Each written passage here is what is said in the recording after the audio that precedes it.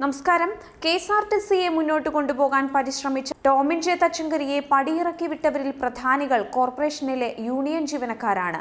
ആനവണ്ടിയെ തട്ടുകേടില്ലാതെ മുന്നോട്ട് കൊണ്ടുപോയ തച്ചങ്കരിയെ പടിയിറക്കി വിട്ട് അധികാര കസേരയിൽ കയറിയിരുന്നവർ ഇപ്പോൾ എല്ലാം കുളമാക്കുന്ന അവസ്ഥ. ജീവനക്കാർക്ക് ശമ്പളം കൊടുക്കാതെയും പെൻഷൻ മുടങ്ങലുമെല്ലാം ഇപ്പോൾ കോർപ്പറേഷനിലെ പതിവ് പരിപാടിയായി മാറിയിരിക്കുകയാണ്.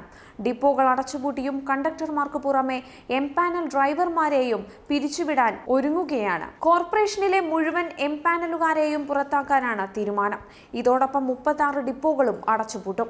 ഗതാഗത സെക്രട്ടറിയും KSRTC ചെയർമാനുമായ KR ജ്യോതിലാലിന്റെ അധ്യക്ഷതയിൽ ചേർന്ന ഉദ്യോഗസ്ഥതല യോഗത്തിലാണ് തീരുമാനം. പരമാവധി ബസ്സുകൾ സർവീസിനിറക്കുക.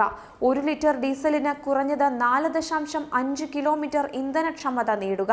ഒരു ബസ്സിന് 6 തൊഴിലാളികൾ എന്ന അനുപാതം കൈവരിക്കാനായി മെക്കാനിക്കൽ വിഭാഗം ജീവനക്കാരുടെ എണ്ണം കുറയ്ക്കുക.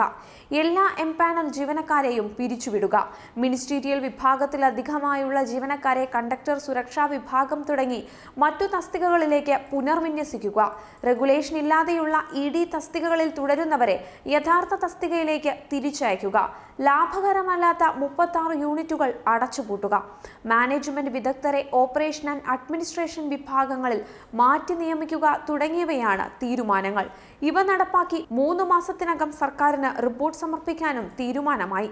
മുഖ്യമന്ത്രിയുടെ പിന്തുണയോടെ മുൻ CMD Tomin Thachankary operation and administration വിഭാഗത്തിൽ നിയമിച്ചവരെ തൊഴിലാളി സംഘടനകളുടെ സമ്മർദ്ദത്തിനു വഴങ്ങി പുറത്താക്കിയ പുതിയ MD MP ദിനേശ് ഇതോടെ വെട്ടിലായിരിക്കുകയാണ്.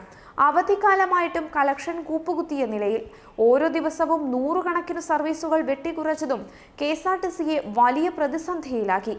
യൂണിയനുകാരുടെ തോന്നിവാസമാണ് പ്രശ്നങ്ങൾക്കെല്ലാം ഇടയാക്കുന്നത്. യൂണിയൻ നേതാക്കളായ ചില മെക്കാനിക്കൽ ജീവനക്കാരുടെ നിയന്ത്രണത്തിലാണ് കോർപ്പറേഷന്റെ ആസ്ഥാന ഓഫീസ്. തച്ചങ്കരിയുടെ കാലത്ത് കളക്ഷൻ വർദ്ധിപ്പിക്കാനായി AC ബസ്സുകളിൽ അധികമായി 4 സീറ്റ് പിടിപ്പിക്കാൻ 6 മാസമെടുത്ത മെക്കാനിക്കൽ വിദഗ്ധർ ബസ് നടത്തിപ്പിനെ പറ്റി ഒന്നും അറിയാത്തവരാണെന്നാണ് MDയുടെ ഉപദേശകർ. ചീഫ് ഓഫീസ് മെക്കാനിക്കൽ വിഭാഗത്തിന്റെ നിയന്ത്രണത്തിലായിട്ടും 2000ഓളം ബസ്സുകൾ കട്ടപ്പുറത്തു തന്നെ. മാർച്ചിൽ 31 ദിവസവും ഓടിയത് 3006 ബസ്സുകൾ മാത്രമാണെന്നാണ് വിവരം. 6418 ബസ്സുകളും പ്രതിദിനം 5500 ഷെഡ്യൂളുകളുമാണ് KSRTCക്കുള്ളത്. ജനുവരിയിൽ 2989 ബസ്സുകൾ 15000 രൂപയ്ക്ക് മുകളിൽ വരുമാനം നേടിയതാണ്. മാർച്ചിൽ അത് 1953 എണ്ണമായി കുറഞ്ഞു. ജനുവരിയിൽ 3818 ബസ്സുകൾ കിലോമീറ്ററിന് ശരാശരി 35 രൂപയിലധികം വരുമാനം നേടിയ സ്ഥാനത്ത് മാർച്ചിൽ അത് 2808 കുറയുകയായിരുന്നു. ചീഫ് ഓഫീസിൽ ഓപ്പറേഷൻ വിഭാഗത്തെ മൂലക്കിരുത്തി മെക്കാനിക്കൽ വിഭാഗം ഉദ്യോഗസ്ഥർ ഭരണമേറ്റെടുത്തതോടെയാണ് കോർപ്പറേഷൻ തകർച്ചയുടെ വക്കിലെത്തിയത്. അതേസമയം KSRTCയിൽ പെൻഷൻ വിതരണവും അവതാളത്തിലായിരിക്കുകയാണ്. തെരഞ്ഞെടുപ്പിന് മുന്നോടിയായി സഹകരണ ബാങ്കുകളിൽ നിന്ന് പണം കടം വാങ്ങി സർക്കാർ ക്ഷേമ പെൻഷൻ കൊടുത്തു തീർത്തതോടെ KSRTC പെൻഷൻകാർക്ക് ഇത്തവണ പട്ടിണിയുടെ വിഷു.